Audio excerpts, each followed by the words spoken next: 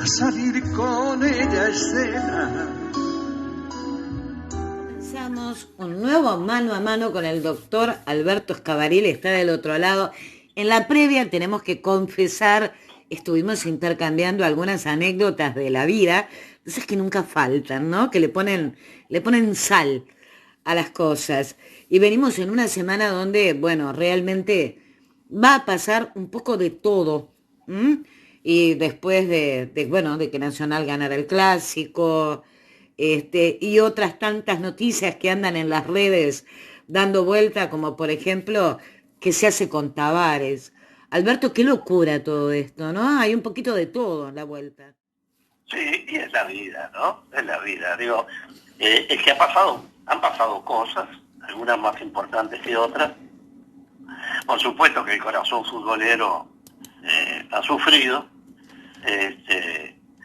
No sé cómo será el tema de Tavares, pero no me gustaría que se fuera mal, porque en realidad es como decían los jugadores. El otro día yo escuchaba a Tavares, más que lo que futbolísticamente le ha dado una personalidad al fútbol uruguayo, que salió de ser un fútbol prepotente, desalineado, a un fútbol tildado, fuerte y serio, que tiene prestigio en todas partes del mundo. También es cierto que estamos asistiendo al ocaso de algunas figuras, que es notorio, que siguen siendo maravillosos. Lo que bueno, es como los bailarines de ballet, también tienen su fecha de vencimiento, aunque uno quede admirado en cada uno de los espectáculos que los ve. Y bueno, en fin, la fragilidad de su figura es algo que contrasta fuertemente con la fortaleza de su personalidad. Y son las cosas de la vida, y esas son las cosas que por un lado duelen, por el otro lado muestran lo que es la fuerza del espíritu, la fuerza del querer. Y después el fútbol, ¿qué es eso? Una pelota rodando y pateada al arco, porque ni siquiera es de puntapié la cosa, y unas que pegan en el palo, otras que se van afuera, un golero que asienta, un muchacho joven que patea nervioso, y bueno, y después la maestría de dos tipos ejecutando penales, como Suárez y Cavani, que muestra que el que sabe, les podrá salir mal algo, pero fueron demostraciones claras de cómo deben hacerse las cosas. Y bueno, de Peñarol prefiero no hablar mucho, porque mi pobre cuadro viene cascoteado, pero vino a perder en la esquina de donde yo me crié, porque yo me crié en Montecaseros y a Zambulla, siendo de Peñarol, porque yo tenía 11 años. Entonces, en realidad, a Nacional, salvo cuando juega con Peñarol, que quiero que pierda por 140-0, nunca tuve un sentimiento ante Nacional, porque me crié ahí adentro. En la época de que amigos más mayores recordarán San Filipo, Prospítico, Cocho Álvarez, bueno, en fin, gente brutal que concentraba ahí, y que nosotros los chiquilines del barrio íbamos ahí.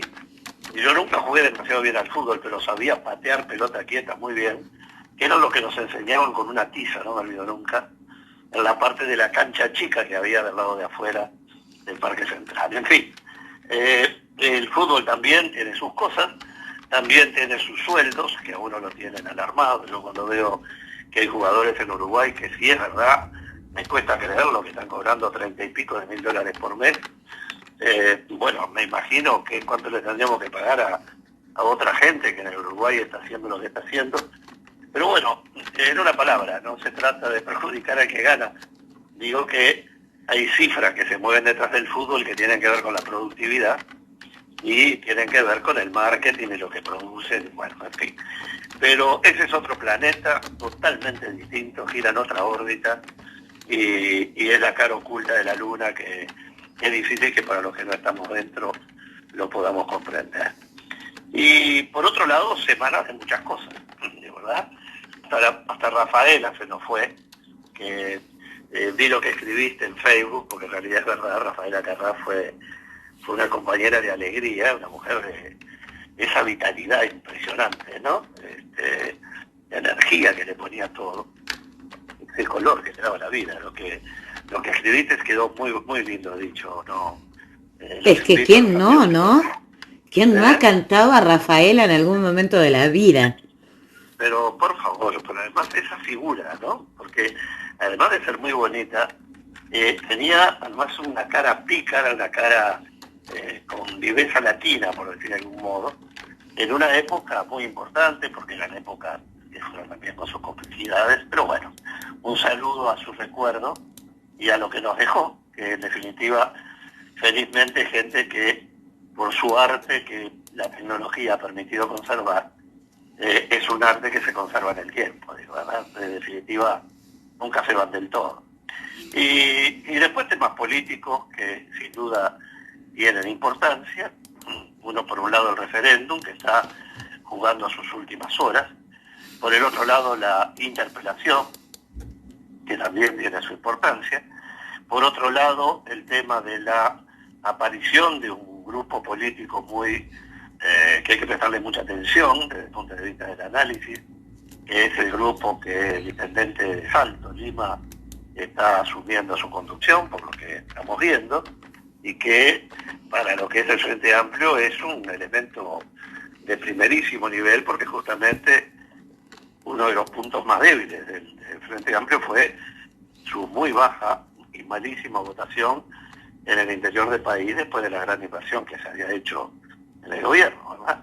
Entonces, que aparezca allí un grupo político que ya tiene su historia y que viene consolidado y ya con parlamentarios que están en ejercicio.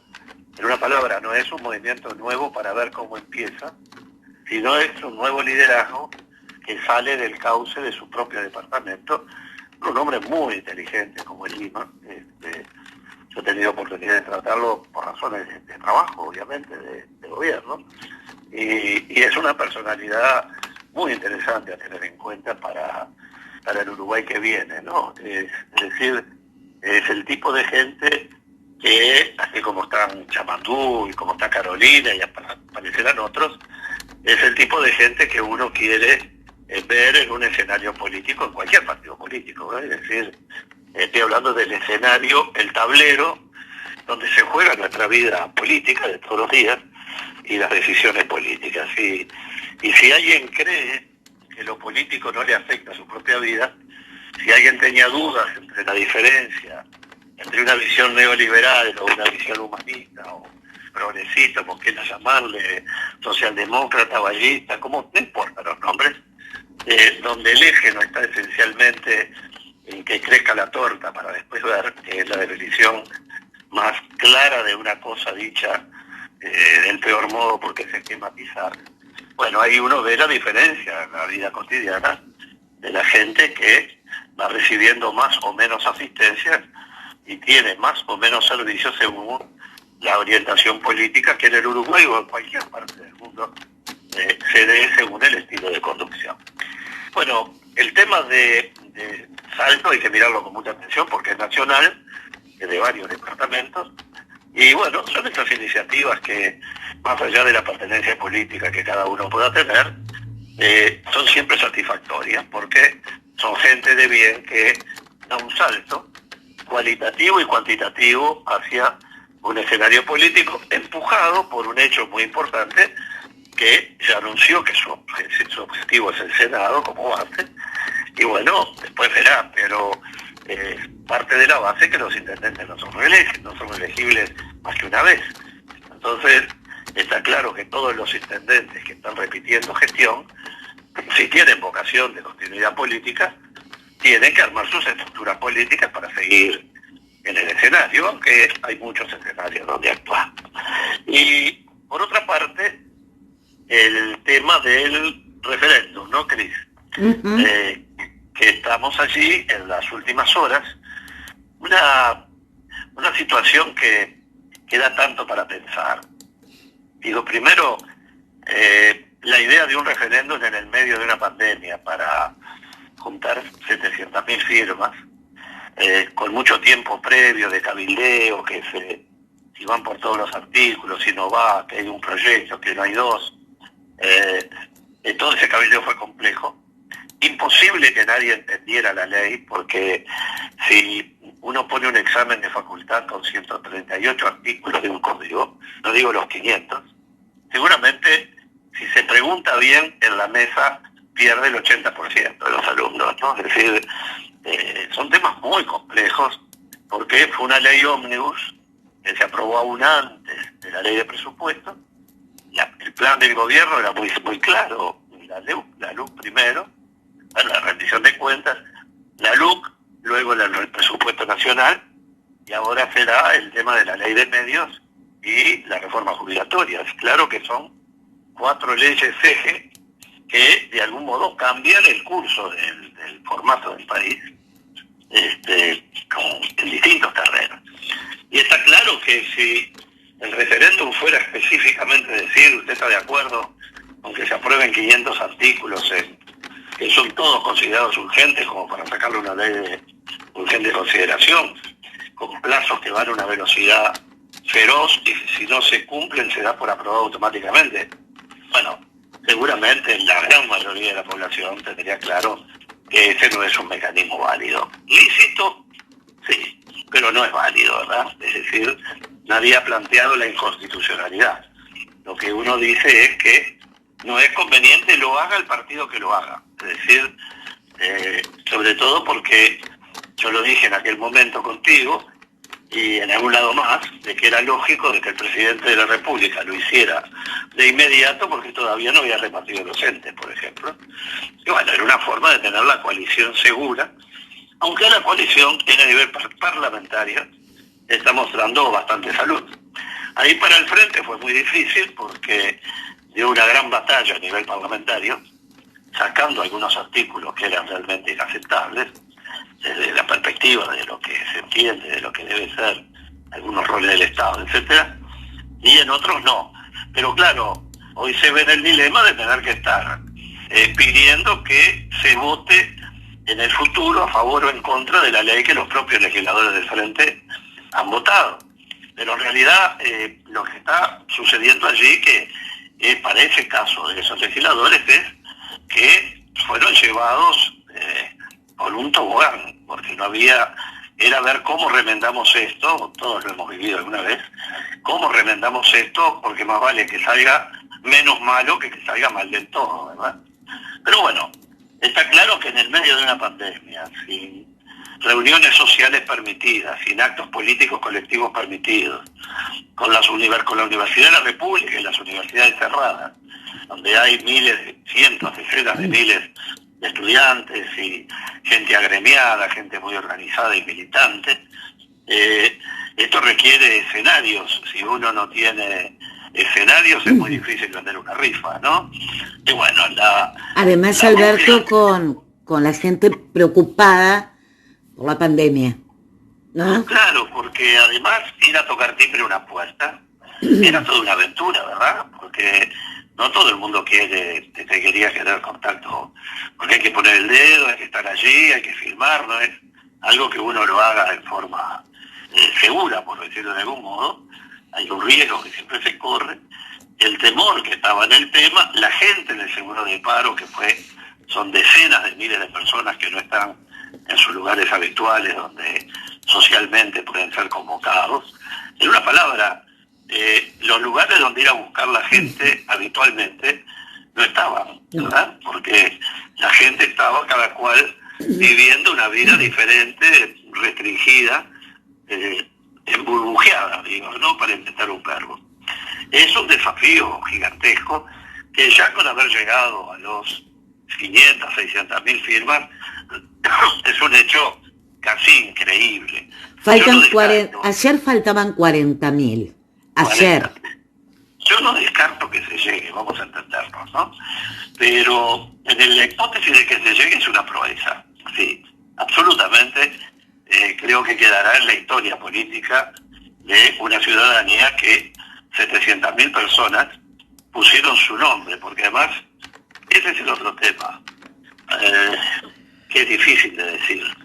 Pero a mí no me gusta que una norma aprobada por un gobierno que promueve las firmas para una convocatoria porque no está de acuerdo, quizás alguno está de acuerdo y pidió la convocatoria igual por un acto democrático, pero son los menos, bueno, quede su nombre y apellido estampado a una corte electoral que está integrada por sectores políticos, que hasta los funcionarios tienen que tener pertenencia a los partidos políticos, o sea que el principio de la reserva allí es muy relativo, y quizás no todo el mundo esté en condiciones, en determinadas funciones, en fin, de poder poner su nombre allí. Yo creo que el referéndum tendría que ser un proceso de votación secreta siempre, siempre. Es más, buena oportunidad para el voto electrónico, buena oportunidad para que no sea un solo día, sino como pasa en algunos países nórdicos, donde uno vota hasta en el supermercado, ¿verdad? Es decir, estando controlada la identidad. A ver, Cris, si uno puede hacer una transferencia bancaria de una suma de dinero enorme, con todas las garantías, y está hablando del dinero de un banco, ¿cómo no se va a poder hacer para emitir un voto con seguridad en un tema como un referéndum? Porque yo admito que puedan tener otros temores, pero que se tenga temor en esto me parece poco razonable, y no me gusta la publicitación o la obligación de estar en un lugar público donde uno firma o que su firma quede puesta en si está votando o firmando o pidiendo. La gente tiene claro, no precisa que uno lo aclare, que esto es solo para habilitar que luego se vote si se está a favor o en contra de derogar la ley. Y también tenemos claro, no nos engañamos, que manteniendo la mayoría parlamentaria, algunos de los pedazos de la LUC, aunque caigan, los vamos a ver reflotar por allí. Pero el mensaje va a ser muy fuerte ya con el hecho de la sumatoria de las firmas. Yo, gobierno, miraría con enorme atención esa situación, y yo creo que también para la oposición es un mensaje muy claro, porque ahí hay una actividad sindical y gremial que ha sido muy fuerte. En una palabra, no es un país adormecido, ¿eh? Será un país asustado por la pandemia, estará restringido en muchas cosas, estará distraído en otras, pero 500, 600.000 personas poniendo su firma no es poca cosa, o 650.000, no sé cuántas son. El hecho concreto es que todavía no puede saberse, porque los uruguayos tenemos un doctorado en la última hora, ¿no? Como nosotros nadie. Pero seguramente que vencido el plazo van a aparecer algunos con papeleta todavía, ¿no? Pero lo que queda claro es que es una oportunidad para que la gente pueda abrir el escenario, porque cae algo que es muy importante. Uno elige parlamentarios, supongamos que hay 2 vueltas como hubo. En la primera vuelta uno eligió los parlamentarios que van a representarnos a todos los, ahí sí, ciudadanos del país. Pero los parlamentarios nos representan con un mandato abierto, es decir, no votan lo que nosotros le dijimos, que lo que dice en el programa y lo que no está en el programa no se vota. Bueno, habían cosas que no estaban previstas. La LUC cambió 3 veces de texto, fue anunciada pero no explicitada en la elección. Por lo tanto, lo que votaron los legisladores, hoy, como cualquier otra ley, ese poder, ese mandato, esa representación que a uno le da como una carta poder al legislador, la ciudadanía es la dueña de la frase de cesa ante vuestra presencia soberana, es decir, la vieja frase activista, ¿no? Es decir, en definitiva, es el pueblo, la ciudadanía, el votante, el que está firmando para recuperar la capacidad de decir si está de acuerdo o no con lo que el legislador hizo.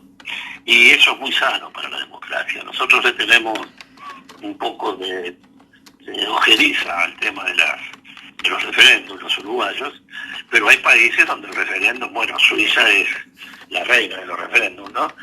Que hay países donde realmente las decisiones de peso se toman de ese modo, ¿no? Por ejemplo, en temas tan importantes, por ejemplo, como cuánto se cierra en el medio de una pandemia, por ejemplo. Y ha sido muy importante que la gente hubiera podido expresar. Y bueno, según las encuestas, no estaban de acuerdo en cerrar, pero habrá que ver los votos que si realmente eso está así. Y en cuántos temas, yo creo en la cultura del referéndum, primero porque el Uruguay necesita partidos políticos fuertes. Y los partidos políticos, como cualquier democracia, son fuertes cuando la ciudadanía está sobre ellos, cerca de ellos, y no debajo de ellos. Por lo tanto, el legislador, cuando sabe que todo puede ser revisado, le tiene que poner un esfuerzo más aún, sabiendo que hay, como en el caso de la LUC, si se es legislador y se está en contra de lo que estaba en el articulado, hay que pelear a morir por tratar de bajar los artículos que se veían más graves, y del otro bando por conservar los que se pensaban prioritarios, ¿no? Igual Alberto, creo que tenemos que aclarar una vez más que la firma habilita al debate. ¿Mm? Sí, La firma claro. no cambia nada, simplemente que todos y todas quienes tienen responsabilidad en la legislación van a debatir si esos artículos afectan o no afectan a los uruguayos, benefician o no benefician a los uruguayos. Después Exactamente así. habrá una instancia para ir a la urna, una instancia ahí sí, secreta, en la cual cada uno, ¿no?, en su leal saber y entender, votará a favor o en contra de los artículos. Sí, sin ninguna duda. Es decir, es un debate que recién en el último tramo ahora se han logrado separar los temas principales, ¿no? Es decir, primero fue muy genérico, ¿no? O sea, no nos olvidemos que incluso hubieron voces que planteaban que votar a favor o en contra, firmar o no, mejor dicho, era un mensaje de estar a favor o en contra del gobierno, por ejemplo, ¿no? La variedad de las motivaciones para que se firmara fue mucho, y en este último tramo lo que hace mucha falta es convocar, si se quiere que firmen, es convocar a los espíritus libres, digo, a la gente a la que hay que convocar para que, como dices tú, permita que haya un debate, y seguramente habrán otras leyes contra las que habrá que tener la posibilidad de actuar, si no son, porque son leyes muy importantes para el país. Por eso digo, es como tú dices, es la oportunidad del debate, de un debate que en una complejidad tan grande va a ser esquemático, pero que ya no es como ahora. La estrategia de los referéndum es muy simple, Cris. El que quiere referéndum se desespera por hablar, y el que no quiere el referéndum hace silencio, ¿no? Entonces, uno hace el gasto y el otro espera, como en el fútbol, ¿no? Y luego, cuando se pasa esta etapa, viene una etapa en que el desgaste es de los dos, porque son las dos partes los que tienen que salir a discutir y a poder ganar la opinión de la ciudadanía, porque ahí sí ya vamos al voto secreto, que, como digo, no hay brujas, pero que las hay, y por eso siempre me parece más sano que el acto de firmar contra una medida pública, sea del gobierno que sea un acto privado, un acto secreto, un acto como un voto secreto que da la tranquilidad de que las cosas se hacen por la propia convicción. No olvidemos que este país tiene un sistema de votación donde uno pone una hojita de la lista con una marquita en una punta y se anula el voto por el voto. ¿Por qué? Porque no se quiere que nadie pueda saber la trazabilidad del voto de una persona, ¿no? Lo de las firmas es parecido, pero bueno, vendrán los tiempos de debate, aprenderemos todos de cómo comunicar temas complejos en forma simple, esperemos que no hayan caricaturas, porque siempre pasa eso cuando son tantos artículos, pero sin duda que hay algo que es absolutamente definitorio. El país, una democracia, no se enriquece con leyes que se aprueban en plazos tan breves y tienen una enorme cantidad de firmas, de artículos que requieren luego juntar toda esta cantidad de firmas. No creo en las leyes de urgente consideración que incluyen cualquier cosa, porque desnaturaliza totalmente el principio de las leyes que realmente son urgentes, ¿no? Bueno, un montón de temas sobre la mesa esta semana, donde, bueno, los ministros están dando explicaciones, donde además comienza prácticamente el lunes próximo el tratamiento de la ley de rendición de cuentas, y donde el país se vuelve a abrir, y un montón de uruguayos ya decidieron salir de vacaciones al exterior. No hablamos de 4.000, no es poca cosa. Sí, digo, para empezar por el final, algo que realmente no puede entenderse, ¿no? salir a buscar la cepa parece no ser muy práctico. Yo propuse que incluso aquí el Ministerio de Turismo y los consulados en el exterior ayudaron a los uruguayos que tenían reservas hechas para que les cambiaran la fecha, con una medida de gobierno que restringiera, tenían toda la legitimación para poder conseguir postergaciones, sobre todo porque viajan muchísimos niños y menores de edad que no están vacunados. Ya para los vacunados es riesgoso, imaginemos los que no están. Y en un mundo donde la cepa nueva anda a la vuelta y que no hace ninguna falta ir a buscarlos, en un lugar donde uno distiende totalmente los sistemas de seguridad personal, ¿verdad? Está en una playa, en un hotel, paseando por allí, está con la cabeza en otras cosas. Y en países que, como sucede en Francia, por ejemplo, que cuando se vuelve de un viaje le tienen asignado un hotel que uno mismo paga y no sale del hotel hasta que no tiene la seguridad del alta. O lo de Argentina ahora, con dos informes, 2 PCR juntos, seguidos, negativos, que terminaron con delta positivo. Digo, es más lo que no sabemos de lo que sabemos en relación a las nuevas mutaciones, entonces, a la nueva cepa. Por eso, la verdad que yo no estoy nada feliz con el tema de las salidas, porque realmente sería muy doloroso que además de la exposición que tenemos por nuestras fronteras, tuviéramos la exposición de contagios que son pocas personas en comparación, pero son mucha gente. Pero bueno, esperemos que todo sea prudente, que no lo dejemos a la libertad responsable, por favor, porque si le vamos a seguir descontando si falta y si se sienten mal no van a tener cómo qué hacer, que por favor es que sienta cualquier molestia, que además, según escuchaba hoy en un noticiero, los síntomas son totalmente distintos, los del Delta que la otra. En fin, hay que estar muy atento. La interpelación, como siempre, es muy importante por el contenido, ¿no? Es decir, la interpelación va a obligar a contestar, dar una posición, que seguramente es la larga lectura de una presentación con una contraversión y viceversa de los interpelantes.